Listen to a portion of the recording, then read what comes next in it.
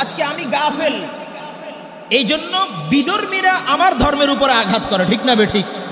ও ভাবতেছে এর জুমার প্রতি গুরুত্ব নাই, এর পাঁচ ওয়াক্ত নামাজের প্রতি গুরুত্ব নাই, সুতরাং এর নবীর বিরুদ্ধে বললে এটাও হয়তো সে টের পাবে না।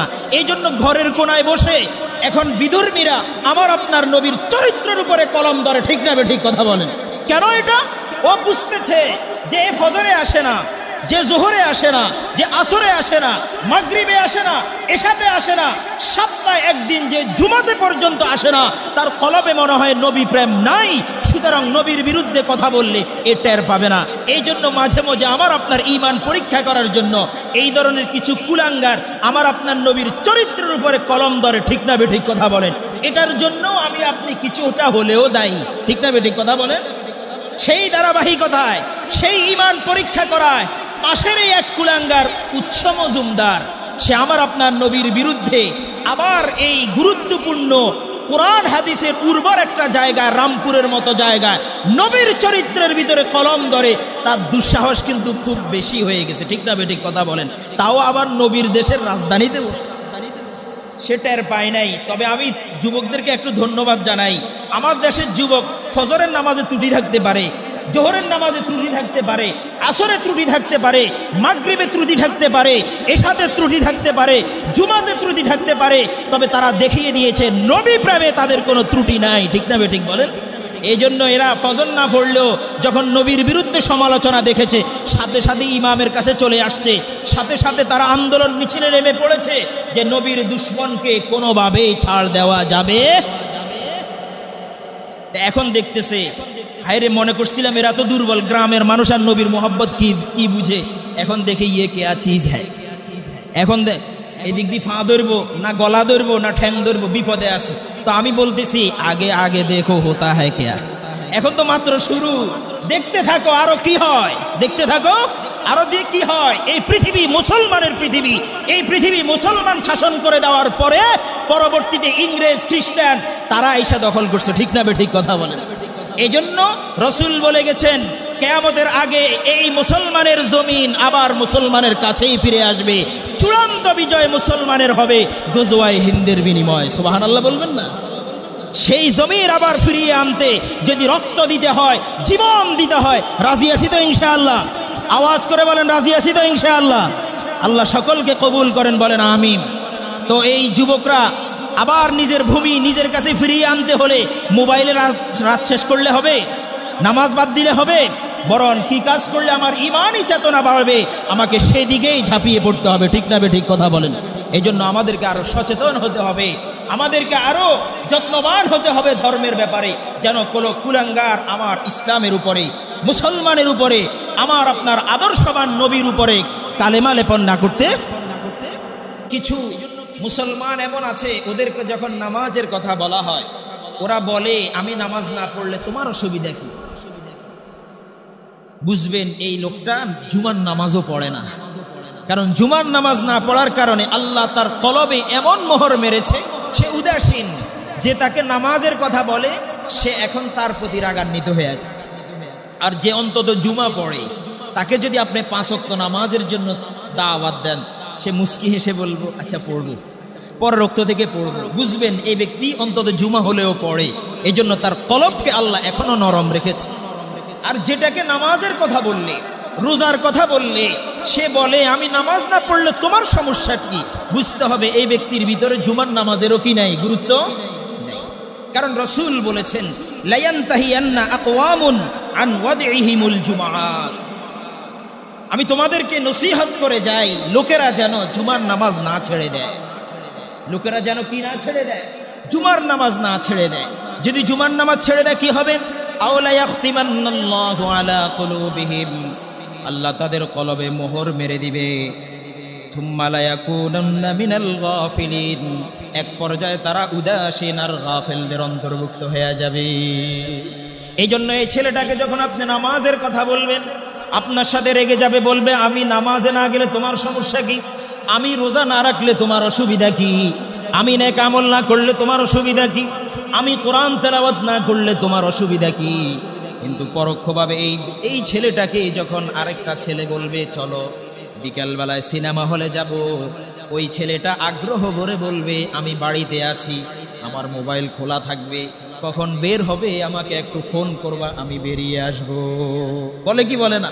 এই ছেলেটাকে যখন নামাজের কথা বলেছে, সে বলেছে তোমার নামাজ তুমি পড়ো, আমি নামাজ না পড়লে তোমার অসুবিধা কি? ঠিক ওই ছেলেটাকেই যখন আরেকটা ছেলে বলল বিকাল বেলায় সিনেমা হলে যাব, ছেলেটা আগ্রহ করে বলছে কখন যাবে বন্ধু, ফোন খোলা থাকবে, বাড়িতে আছি, যাওয়ার সময় আমাকে ডাক দিবে, আমি শুধু শুটা পরেই বের হয়ে যাব। ব্যবধান কোথায়? এই ব্যক্তি নামাজ না পড়তে পড়তে আল্লাহ তাআলা তার কলবে এমন মোহর মেরেছে, এখন ইবাদতের প্রতি সে গাফেল। নামাজের কথা বললে তার রাগ আসে, নামাজের কথা বললে তার মনে কষ্ট আছে, নামাজের কথা বললে তার কাছে খারাপ লাগে। এই জন্য তার কারণটা কি? সে জুমা থেকে উদাসীন, ইবাদত থেকে উদাসীন। এই জন্য আল্লাহ তার কলবে মোহর মেরে দিয়েছে। পক্ষান্তরে যখন গুনাহের কথা বলে, তখন সে দ্বিগুণ আগ্রহের সাথে সেখানে সাড়া দেয়। সেখানে কি দেয়? সাড়া দেয়। এই জন্য যাদেরকে নামাজের কথা বললে, যারা আপনার সাথে সৌন্দর্যপূর্ণ আচরণ করে যে ভাই আমার এখন সমস্যা, আমি পড়ে নিব, অথবা আমি আগামী ওয়াক্ত থেকে পড়ব, বুঝবেন যে এই ব্যক্তির প্রতি এখনো আল্লাহ পাকের কি আছে? দয়া। আর যে ব্যক্তিকে নামাজের কথা বললে আপনার সাথে উল্টা খারাপ ব্যবহার করে, বুঝতে হবে এর কলবের উপরে আল্লাহ পাকের রহমতের দৃষ্টি নাই, গজবের দৃষ্টি পড়ছে। এজন্য অন্তত যারা 5 ওয়াক্ত পড়ি না, জুমা থেকে আস্তে আস্তে অভ্যাস শুরু করুন। জুমা থেকে কি শুরু করুন? অভ্যাস। জুমাও যদি ছেড়ে দেন, আপনার কপালে কিন্তু হেদায়েত বহুত মুশকিল। রসুল বলে গেছেন, জুমা ছেড়ে দিলে কিন্তু আল্লাহ যাবতীয় নেক আমল থেকে তোমাকে বঞ্চিত করে। রসুল বলেছেন সুস্পষ্ট হাদিস, লা ইয়ানতাহিয়ান্না আকওয়ামুন আন ওয়াজহিহিল জুমআত। আমার উম্মত, তোমরা নামাজ জুমা ছেড়ে দেওয়া থেকে বিরত থাকো। যদি জুমা ছেড়ে দাও, আল্লাহ তোমাদের কলবে মোহর মেরে দিবে।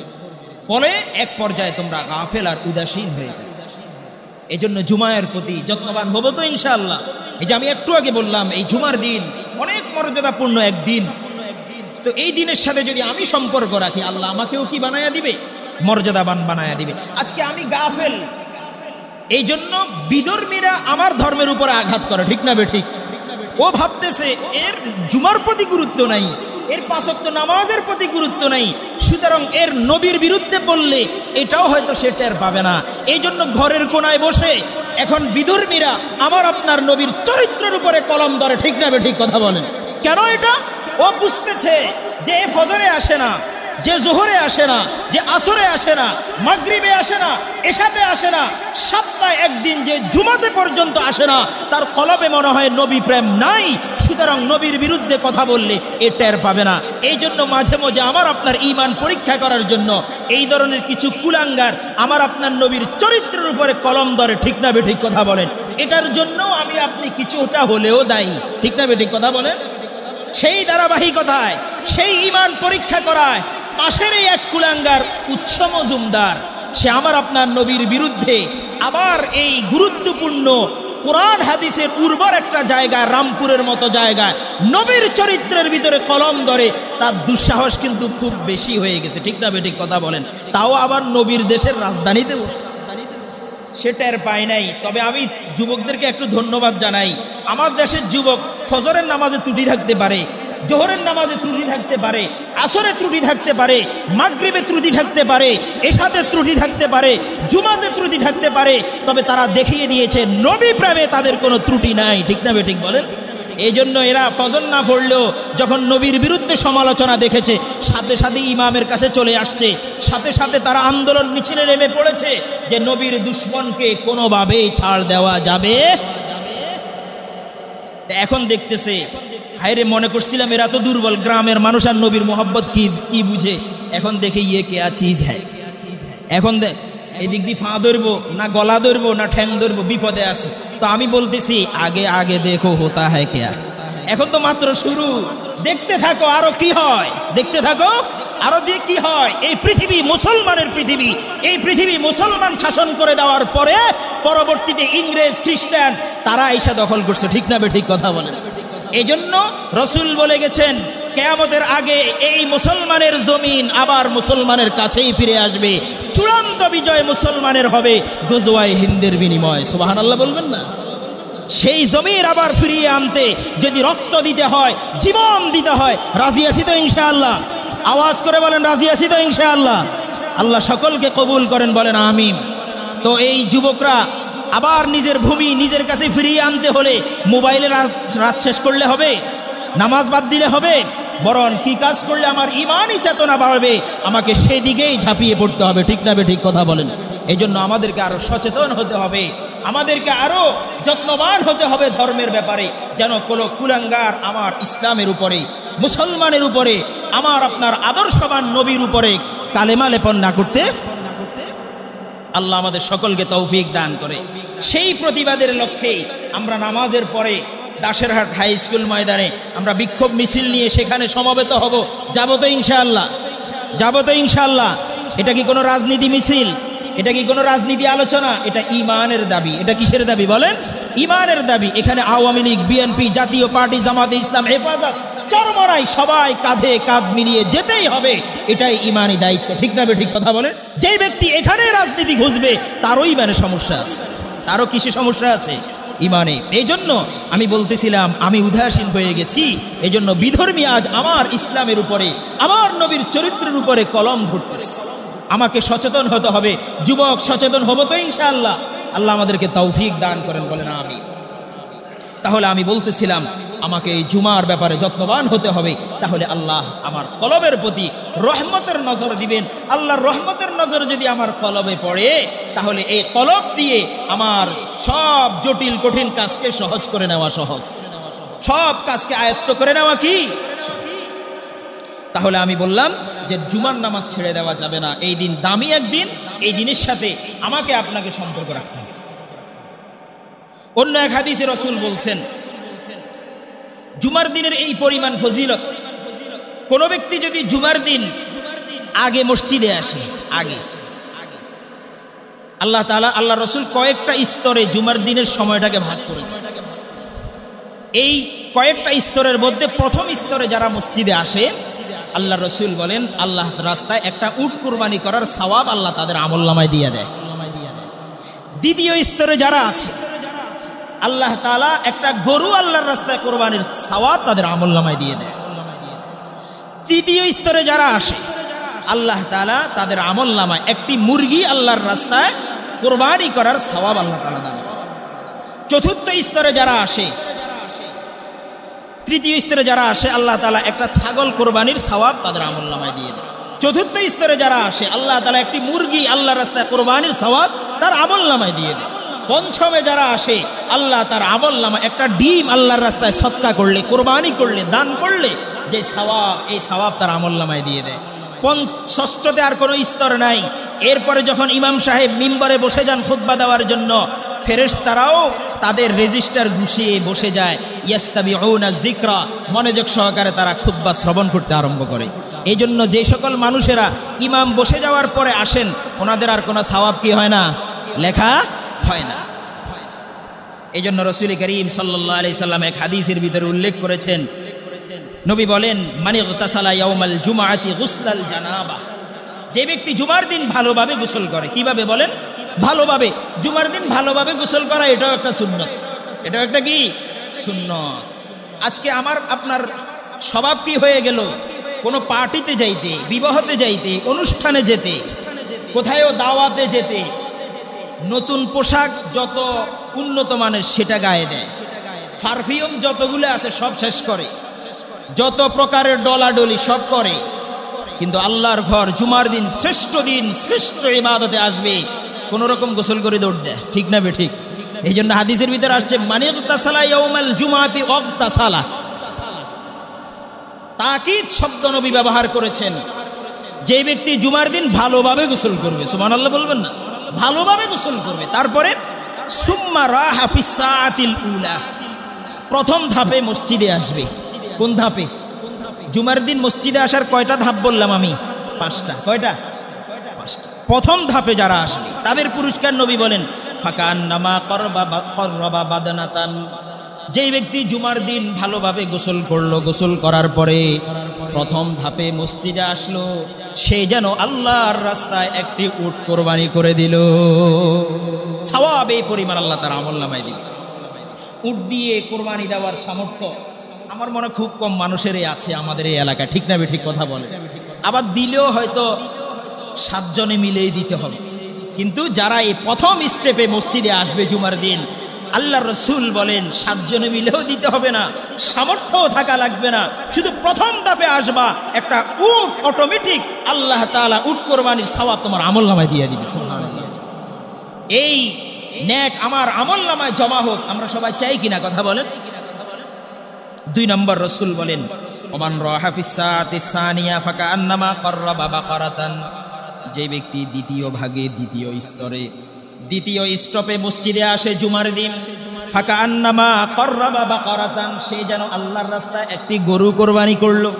তার মানে আল্লাহর রাস্তায় একটি গরু কোরবানি করলে যেই সওয়াব হয়, আল্লাহ তাআলা ওই দ্বিতীয় স্তরে মসজিদে আসা মুসল্লির জন্য এই পরিমাণ সওয়াব লিখে দেয়। এই নেক অর্জন করার দরকার আছে না নাই কথা বলেন। গরু দিয়ে তো একা একই কোরবান দেওয়ার ক্ষমতা অন্তত আমার নাই, আপনাদের অনেকে থাকতে পারে। তাহলে যারা দুর্বল, কোরবানি দিতে পারছি না টাকা দিয়ে, তারা তো এই সুযোগগুলি গ্রহণ করা উচিত, ঠিক না ঠিক কথা বলেন। তাদের জন্যই আল্লাহ তাআলা এই সুযোগগুলি দিয়েছেন। কিন্তু আমি তো হতভাগা, আমি তো কপাল পোড়া, আমি আল্লাহ তাআলার এই অফারগুলি গ্রহণ করি না। এই অফারগুলি কি গ্রহণ করি না, মনে করি এটা তো বাকি, নগদ নিয়ে শেষ করতে পারি না, বাকির টেনশন কবে করি। এই জন্য বাকিগুলির প্রতি তাদের গুরুত্ব নাই। আরে বাকিটাই তো আসল জিন্দেগি, বাকিটাই তো কি আসল জিন্দেগি। এরপরে রসুল বলেন, ওমান রাহা ফিস সাআতি সালিসাতি ফাকান্নামা qarraba কাবশান আকরান, রসুল বলেন যে ব্যক্তি তৃতীয় ভাগে মসজিদে আসলো, সে যেন আল্লাহর রাস্তায় হৃষ্টপুষ্ট একটি বকরি কোরবানি করে দিল। অনেকের তো আছে এই বকরি কোরবানি করারও কি নাই তাওফিক, তো আপনি মসজিদে চলে আসেন আগে ভাগে, তাহলে তো আপনি অন্তত বকরি কোরবানি করারও কি পান সওয়াব। এরপর রসুল বলেন, ওমান রাহা ফিস সাআতির রাবিআ, যে ব্যক্তি চতুর্থ ভাগে মসজিদে আসে, ফাকান্নামা qarraba দাজাজাতান, সে যেন একটি মুরগি আল্লাহর রাস্তায় কোরবানি করার সওয়াব অর্জন করলো। এরপর রসুল বলেন, ওমান রাহা ফিস সাআতিল খামিসা ফাকান্নামা qarraba বাইজাতান, যে ব্যক্তি পঞ্চম ভাগে জুমার দিন মসজিদে আসলো, সে যেন আল্লাহর রাস্তায় একটি ডিম কোরবানি করার সওয়াব অর্জন করলো। তাহলে কত সুযোগ আল্লাহ আমাকে দিয়েছেন, কত সুযোগ দিয়েছেন, এই সুযোগগুলি কাজে লাগানোর দরকার আছে না নাই কথা বলেন না। দুনিয়ার লাইনে যদি এখন বলে যে ব্যক্তি জুমার পরে সবাই আগে দাসের হাট যাই উপস্থিত হইতে পারবে, তাকে একটা উট দেওয়া হবে, আমার তো মনে হয় জুমার নামাজ বাদ দিয়ে উনি ওখানে যে হাজির হয়ে যাবে, ঠিক যাবে ঠিক কথা বলেন। কিছু মানুষ আছে না সমাজে, আল্লাহর রাস্তায় দাওয়াত কিও, আমি যে মসজিদে নামাজ পড়ছি, আপনিও তো এই মসজিদে নামাজ পড়ছেন, আমি সুন্নত পড়ি আসি দেখি আপনার খানা শেষ, ব্যাপার কি আপনি কোন কান দিয়ে আইনেন। এরকম আগে বাগে যাই সুন্নত বাদ দি নামাজ বাদ দি আগে বাগে খাইন না মানুষ আসেনি, আসে না নাই কথা বলে। ওই জন্য নগদ যে এটা ওইটার গুরুত্ব বুঝে আসছে। এখন যদি আল্লাহ সরাসরি কথা বলতো যে জুমার দিন যারা আগে আসবে ওরা ডাইরেক্ট মিম্বরের পাশে অটোমেটিক মসজিদের টাইলস পেটে একটা উট তার জন্য বের হয়ে আসবে, তাহলে কিন্তু মুসল্লিতে জায়গা দেওয়া সম্ভব হতো না। আমার মনে হয় যারা কমিটিতে আছেন, আপনার 10 তালা মসজিদ করলেও কিন্তু জায়গা দিতে পারবেন না। এটা আমার ইমানের দুর্বলতা। কিসের দুর্বলতা বলেন না? ইমানের দুর্বলতা। না দেখে বিশ্বাস করা, এটাই তো ইমান। আপনারা এখানে উঠে একটা আস্থা খাড়া করাই দিছে, আপনি এটা হাইবাল্লে চলে আসেন, এটা ইমান নয়, এটা লোভ। এটা কি বলেন না? এটা লোভ, এটা ইমান নয়, এটা কি লোভ। লোভের কারণে আপনি আসেন। আর এখন যদি না দেখে যদি আমি আসি, তাহলে এটা আমার বিশ্বাস, এটা আমার পরকাল, এটা আমার ইমান। এই জন্য আগামী থেকে, এই জুমা তো আমি বয়ান মাত্র করলাম, আগামী জুমা থেকে আগে এই পুরস্কারগুলি অর্জন করার জন্য আসবো তো মসজিদে ইনশাআল্লাহ। আল্লাহ তৌফিক দান করে, বলেন আমিন। এরপরে রসুল কি বলে দেখেন, ফাইজা খরাজাল ইমাম হাজারাতিল মালাইকাতু ইয়াস্তামিউনা যিকর। এতক্ষণ তো ফেরেশতা দাঁড়ায় দাঁড়ায় সওয়াব লিখছে, এখন যখন ইমাম সাহেব খুতবা দেওয়ার জন্য বসে গেছে, এখন আমরা যে বয়ান করতেছি এটা না, ইমাম সাহেব যখন খুতবা দেওয়ার জন্য মিম্বরে উঠবে ওই কথাটার কথাই বলতেছে হাদিসের ভিতরে, তখন ফেরেশতারা সব বালাম খাতা গোলায়া হাজারাত উপস্থিত হয়ে যায়। আর ইয়াস্তামিউনা যিকরা, ইমাম যে খুতবা পড়েন জিকির করেন ওটা শুনতে মনোযোগ সহকারে তারা শুনতে আরম্ভ করে। সুবহানাল্লাহ। তখন তারা ইবাদতে লিপ্ত হয়ে যায়, তখন কি আর লেখার কোনো সুযোগ আছে? এই জন্য তখন থেকে ডায়েরি বন্ধ হয়ে যাবে। এর আগে আমাকে আপনাকে আসতে হবে। এই জন্য যাদের বদভ্যাস আছে, ইমাম খুতবা লই খাড়া গেলে দৌড় দিয়েই, এই বদভ্যাস বন্ধ করতে হবে কি হবে না? কথা বলেন। এই বদভ্যাস যারা বন্ধ করবে না, এরা ফেরেশতার থেকে কোনোভাবেই ইবাদত লিখিয়ে নিতে পারবে। আল্লাহ পাকের রহমতের দৃষ্টিও এদের উপর পড়বে না। আল্লাহ পাক তখন শুধু রহমতের দৃষ্টি দিবেন ইমাম আর ইমামের খুতবা যারা শুনছে তাদের দিকে। সুবহানাল্লাহ। সামর্থ্য নাই ওদের উপরে দৃষ্টি দেওয়ার, আছে কিন্তু আল্লাহ দিবে না, এটাই তাদের একটা শাস্তি। আল্লাহ দিবে না। আমনে আমনের মতো আসি, আমনে আমনের মতো চলে যান, আল্লাহ আপনার দিকে তাকাবেও না, রহমতের দৃষ্টি দিবে না। তো এই জন্য আমরা আগামী জুমা থেকে ইনশাআল্লাহ যেন এই পুরস্কারগুলির ভাগীদার হতে পারি এবং ফেরেশতার সাথে একসাথে বসে যেন খুতবা শ্রবণ করতে পারি, চেষ্টা করবো তো ইনশাআল্লাহ। আল্লাহ আমাদেরকে তৌফিক দান করে, বলেন আমিন। আরেকটা হাদিস আপনাদেরকে শোনাই, জুমার দিনের আমল। রাসূল বলেন জুমার দিন শুধু দামি নয়, জুমার দিন যত আমল করবা প্রত্যেকটা আমলেই দামি, এই আমলের বিনিময়ে দামি দামি সওয়াব তোমার আমলনামায় জমা হবে। এক হাদিসের ভিতরে আসছে, হযরত রাসূল করিম সাল্লাল্লাহু আলাইহি সাল্লাম বলেন জুমার দিন তোমরা 6টা আমল করবা। কয়টা? 6টা আমল যদি করো তাহলে আল্লাহ তোমার প্রতি কদমের বিনিময়ে 1 বছর নফল রোজা এবং 1 বছর নফল নামাজের সওয়াব দান করবে। আপনি আমি 1 বছর লাগাতার রোজা রাখার ক্ষমতা আসেনি? সবাই বলেন আছে? আমার নাই ভাই, আমার নাই, আমি এত বড় বুজুর্গ হইতে পারিনি। আপনাদের কারো থাকলে থাকতে পারে, তবে থাক, সেটা থাকলে আপনার আছে। এবং লাগাতার 1 বছর নফল নামাজ পড়ার ক্ষমতা আসেনি? সামান্য একটু দাঁড়াইলে তো যারা কিডনির সমস্যা, হার্টের সমস্যা, পাওটা এমনি ফুলে যাইব। আল্লাহর রাসূল বলেন শুধু 6টা আমল করবে। সপ্তাহে কয়টা আমল? 6টা আমল যদি করো তাহলে প্রতি কদমের বিনিময়, ভাই প্রতি কদম 1 বছর নফল রোজা এবং 1 বছর নফল নামাজের সওয়াব আল্লাহ আমলনামায় দিবে। সুবহানাল্লাহ। তার মধ্যে 1 নম্বর আমল কি? মানে গতাসালা ইয়াউমাল জুমাতি ওয়া গতাসালা। আল্লাহর রাসূল বলেন যে ব্যক্তি জুমার দিন ভালোভাবে গোসল করবে। কিভাবে? এই আমলের নিয়তে করতে হবে। কিসের নিয়তে বলেন না? আমলের নিয়তে। এই আমলের নিয়তে যদি গোসলটা করেন এটা ইবাদত হয়ে যাবে। কি হয়ে যাবে? ইবাদত। আপনি জুমার হরে প্রেমিকার লগে দেখা করতেন যাবেন, এই নিয়তে যদি গোসল করো যুবক, পিঠের চামড়া থাকতো না। কথা বুঝছো? এখন যুবকরা তো শুধু হেতাগুল্লাইয়ে হাসে, মাঝে মাঝে আল্লাহ আল্লাহও সাজো। কার জন্য সাজো? আল্লাহর জন্য সাজো, আল্লাহ তোমার জীবনটাকে সাজাইয়া দিবে। সুবহানাল্লাহ বলবেন না? হ্যাঁ। তাহলে 1 নম্বর যদি ভালোভাবে গোসল কর, আল্লাহর রাসূল বলেন যে ব্যক্তি জুমার দিন কিভাবে গোসল করবে? ভালোভাবে। 2 নম্বর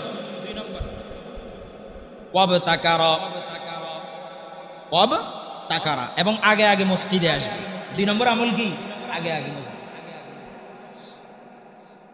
ওয়ামাশা এবং পায়ে হেঁটে আসবে। কি হেঁটে? পায়ে হেঁটে। ওয়ালাম ইয়ারকাব, আরোহণ করে নয়, আরোহণ করে। ওয়াদানা মিনাল ইমাম, 4 নম্বর আমল, ইমামের নিকটবর্তী বসবে। ফাস্তামা, 5 নম্বর আমল, মনোযোগ সহকারে খুতবা শ্রবণ করবে। 6 নম্বর ওয়ালাম ইয়ালগু, অনর্থক কথা বা কাজে লিপ্ত হবে না। তাহলে কি হবে? আল্লাহর রাসূল বলেন কানা লাহু বিকুল্লি খুতওয়াতিন আমালু সানাতিন, কানা লাহু বিকুল্লি খুতওয়াতিন আমালু সানাতিন আজরু সিয়ামিহা ওয়া কিয়ামিহা। যে ব্যক্তি এই 6টা আমল করবে আল্লাহ প্রতি কদমের বিনিময়ে 1 বছর নফল রোজা এবং 1 বছর নফল নামাজের সওয়াব তার আমলনামায় দিবে। সওয়াবটা কি? আমলটা কি বেশি কঠিন নেই? 1 নম্বর কি? ভালোভাবে গোসল করবে। 2 নম্বর আগে আগে মসজিদে আসবে। 3 নম্বর পায়ে হেঁটে আসবো, আরোহণ করে নয়। 4 নম্বর ইমামের নিকটবর্তী বসবো। 5 নম্বর খুতবা মনোযোগ সহকারে শুনবো। 6 নম্বর অহেতুক কথা বা কাজে লিপ্ত হব না। এই 6টা আমল যদি করতে পারি, আপনার আবার বলেন এই 6টা আমল কি কঠিন না সহজ? সহজ। সহজ করতে পারেন প্রতি কদমের বিনিময়। যার বাড়ি থেকে আসতে 100 কদম লাগবে, কারো বাড়ি থেকে আসতে 20 কদম, কারো বাড়ি থেকে আসতে 50 কদম, যত কদমে লাগুক প্রতি কদমের বিনিময় 1 বছর নফল রোজা, 1 বছর নফল নামাজের সওয়াব আল্লাহ আমলনামায় দিয়ে দিবে। সুবহানাল্লাহ। কথাটা যদি মিথ্যা বলি তো পরকালে আমাকে বেশি হইলেও আপনি সওয়াবটা বুঝে নেবেন, কারণ এগুলি বুখারী মুসলিমের হাদিস, সহিহ হাদিস, সহিহ হাদিস, কোনো সন্দেহ নাই। সন্দেহ করলে ঈমান থাকবে না। নবীর কথার মধ্যে সন্দেহ করা এটা ঈমান হারানোর নামান্তর, ঈমান না থাকার নামান্তর। অন্য এক হাদিসের ভিতরে রাসূল কি বলে দেখেন, এই শুক্রবারে আরেকটি আমল তোমরা বেশি বেশি করবা, ওটা গেল জুমা কেন্দ্রিক। আরেকটি আমল হচ্ছে বেশি বেশি দুরূদ পড়বা। রাসূলের উপর কি বেশি বেশি দুরূদ পড়বা। তো নবীজির উপর যদি বেশি বেশি দুরূদ পড়ো, নবী বলেন তোমাদের এই দুরূদ সরাসরি ফেরেশতার মাধ্যমে আল্লাহ আমার কাছে পৌঁছায় দেয়। কথার কথা নুরুল আমিন সাহেব পড়েছেন 100 বার দুরূদ। আমাদের মুয়াজ্জিন সাহেবের কথাই বললাম, আল্লাহ রসুল বলেন ফেরেশতা তার নাম, তার বাবার নাম, তার মায়ের নাম, তার ছবি সহ আল্লাহ পাকের কুদরতে আমার কাছে পৌঁছায় দেয়। ইয়া রাসূল আল্লাহ, সৈয়দপুরের অমুক বাড়ির অমুক এলাকার অমুক মসজিদের মুয়াজ্জিন 100 বার আপনার উপর দুরূদ পড়েছেন। নবী বলেন অজাবাত লাহু শাফাআতি, কাল কিয়ামতের ময়দানে এই নুরুল আমিনের জন্য আমার সুপারিশ ওয়াজিব হয়ে গেছে। সুবহানাল্লাহ। বেশি কি কঠিন দুরূদ? দুরূদ ইব্রাহিমে না একটু বড়? যে কোনো দুরূদ, আল্লাহুম্মা সাল্লি আলা সাইয়্যিদিনা মুহাম্মদ, আল্লাহুম্মা সাল্লি আলা সাইয়্যিদিনা মুহাম্মদ, আল্লাহুম্মা সাল্লি আলা সাইয়্যিদিনা মুহাম্মদ, আল্লাহুম্মা সাল্লি আলা সাইয়্যিদিনা মুহাম্মদ, আল্লাহুম্মা সাল্লি আলা সাইয়্যিদিনা মুহাম্মদ, আল্লাহুম্মা সাল্লি আলা সাইয়্যিদিনা মুহাম্মদ, আল্লাহুম্মা সাল্লি আলা সাইয়্যিদিনা মুহাম্মদ। কমপক্ষে 10 বার পড়েন। কয়বার? 10 বার। 10 বার পড়লো কি নাকি দেখেন, নবী বলেন মান সাল্লা আলাইয়া ওয়াহিদাতুন সাল্লাল্লাহু আলাইহি 10 মাররাত।